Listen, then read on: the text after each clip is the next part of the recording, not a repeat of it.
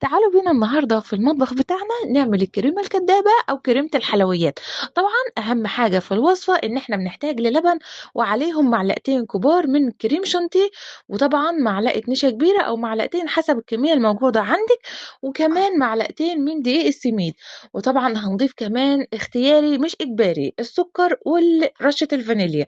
طبعا على البارد هندوب كل المكونات بتاعتنا دي وهنرفعها على النار طبعًا مع التقليب المستمر عشان ما فيش حاجة تكتل معانا أو تكلكع، لحد ما توصلي للقوام المضبوط بتاعِك، وبعد كده هترفعي من على النار.